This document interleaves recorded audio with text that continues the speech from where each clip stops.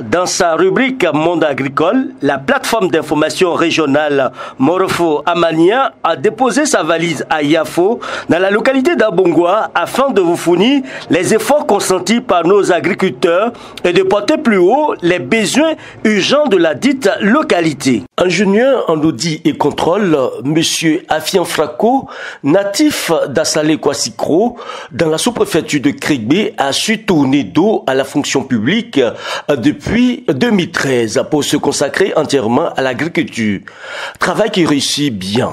Directeur d'une société coopérative assise à Abongwa, il tente, dans la mesure du possible, grâce aux dividendes de cette entreprise, de réduire la souffrance de ses parents.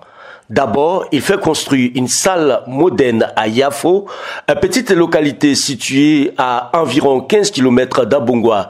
La ditation jugée salutaire par les habitants de cette contrée. Écoutons le directeur de l'école primaire de Yafo. Nous disons merci à M.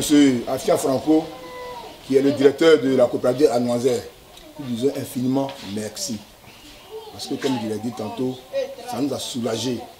Parce qu'avant, on était obligé de mettre 2 cours dans la même salle de classe. Et quand on a eu ces 2 salles en matériaux précaires, quand, grâce à M. Afian Franco, on a eu la 4e salle en matériaux durs, ça a comblé vraiment les vides que nous avions.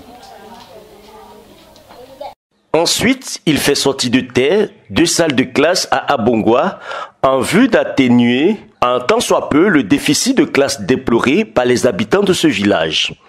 Enfin, les actions sociales de tout genre sont menées par le directeur. Dans son village natal, la population dépourvue de la source de vie reçoit une réhabilitation de 2 pompes villageoises. Pour ce faire, il invite toute la jeunesse ivoirienne à s'intéresser à la terre, car celle-ci nourrit toujours son homme. Nous avons effectivement pris l'initiative de construire cette salle de classe que vous voyez au Yafo, parce que vous voyez vous-même, de ce pas, de ce côté, les salles de classe étaient en bois. Et nous avons aussi des planteurs ici qui nous livrent du cacao. Et lorsque nous avons constaté que les conditions dans lesquelles les enfants allaient à l'école étaient vraiment désagréables, parce que là même, dans ces salles de classe là même, il y a des serpents qui pouvaient mordre ces enfants-là et tout ça. Même quand il pleut, c'était difficile. Donc avec le fait que le directeur de l'école et même les planteurs nous ont sollicité, nous avons vraiment vu que c'était urgent d'aider Yafo en termes d'infrastructures scolaires. Et c'est pour ça qu'on a pris la décision de construire cette école-là, pour aider un tant soit peu les enfants au niveau de Yafo. Je pense que je peux vraiment encourager les jeunes à revenir à la terre. Comme on le dit, la terre ne trahit pas. Donc ici par exemple, quand tu es en zone rurale, ce qui est intéressant et ce qui est avantageux, c'est que tu ne payes pratiquement rien. Généralement, tu loges, là où tu loges, tu ne payes pas. La nourriture même, si tu es un battant, tu ne vas pas payer la nourriture.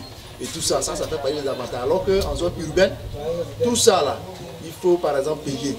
Donc quand tu vas aussi profiter de ta situation en zone urbaine et en zone rurale pour aller au champ, cultiver soit le cacao, le café et certaines cultures industrielles et même certaines cultures vivrières, tu verras que tu vas t'en sortir. Et nous avons fait l'expérience. Et aujourd'hui, c'est ce qui fait notre nom. On dit Afian Franco, on n'est pas à Abidjan. Mais c'est ici que nous avons trouvé tous ces éléments en zone rurale pour constituer ce que nous sommes aujourd'hui.